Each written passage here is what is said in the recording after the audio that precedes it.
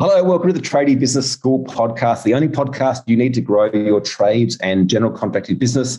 My name is Barry William Magliarditi, and today I'm joined by my co-host, Adam Spencer, who is also a new addition to the Tradie Business School team. Adam, how are you doing today? I am very well, Barry. Thank you very much for having me here. I'm excited to be part of the team and part of the podcast now. Absolutely. And mate, I gave you free run of what we're going to speak about today, and you actually chose when should I niche? So today's episode is understanding when you should niche in your trades business. You might be thinking, well, hey, I'm a plumber. Plumbing is my niche, but there is so much more to that. Adam, want to kick us off with this?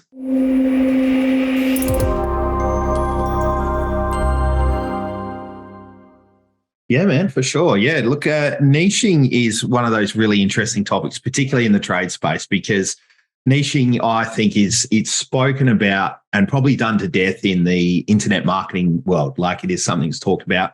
You'll hear coaches talk about it all the time, and really regularly. One of the sayings I heard the other day was, your niche needs to be an inch wide and a mile deep. Mm-hmm. And when it comes to plumbing, it ends up being a mile wide and an inch deep. Do you know what I mean?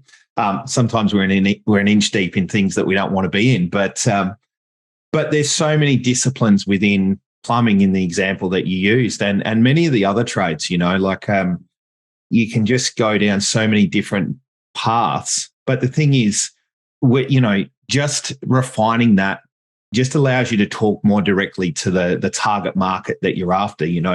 Even if you just niche down between commercial and residential, that's kind of one step down to a narrower market.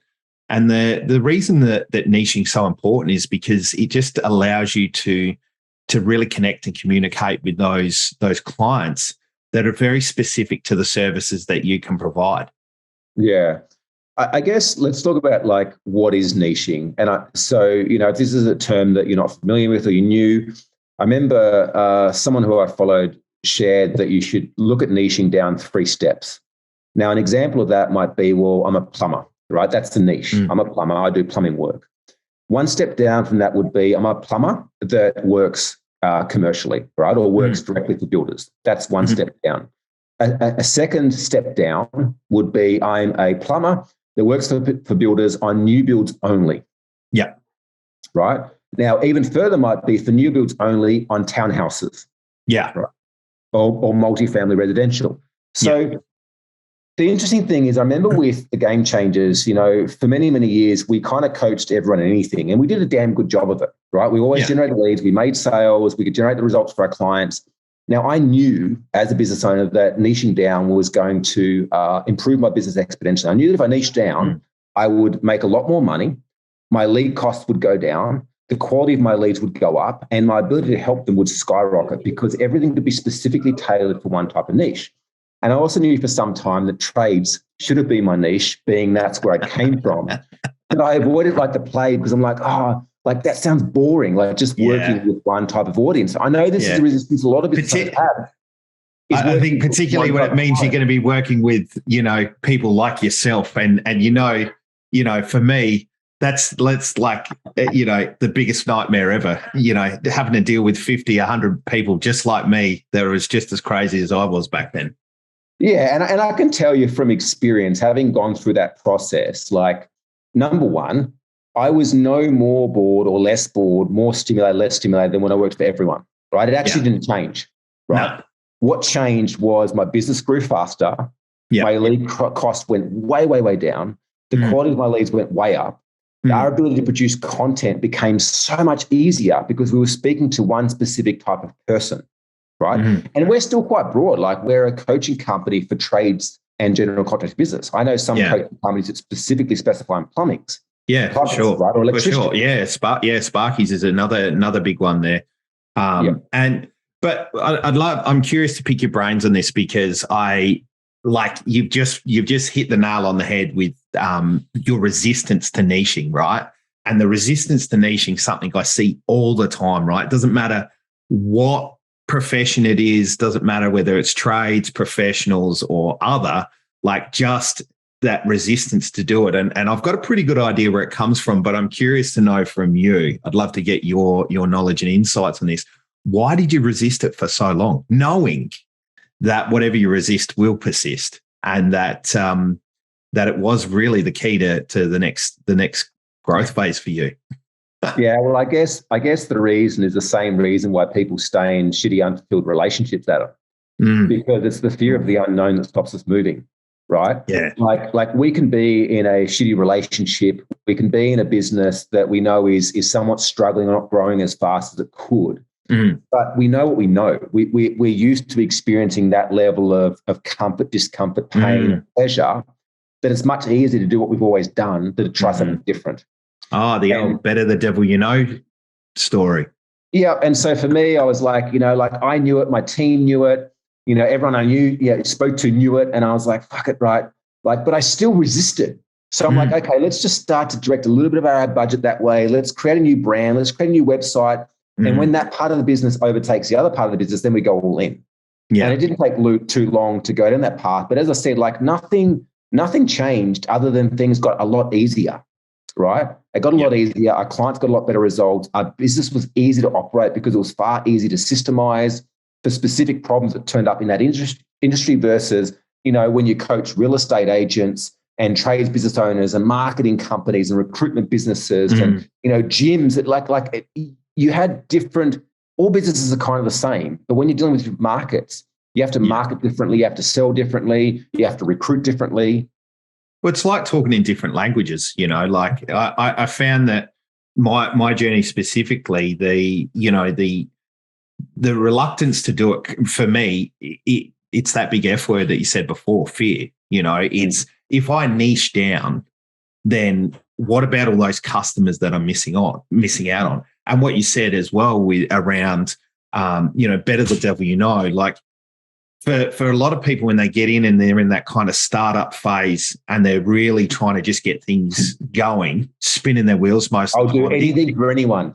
I was just about to say that exact same thing. You'll almost sell your soul to the devil and you'll do it over and over and over again just to keep food on the table. But I think it's really important to understand that underpinning fear really does keep us stuck. And if you can move from that fear, lack, scarcity mindset, that niching is kind of it's counter intuitive to go, actually, I want to get really sort of, really specific in who I serve and who I serve well. But the thing that people forget too is it actually helps us too, because it'll, like, as the business owner, as the person who's serving that client, it really helps us nail down on their needs, their pain points and specifics, and actually allows us to focus on our genius and, do the things that we actually really enjoy doing, and be able to move away from the stuff that we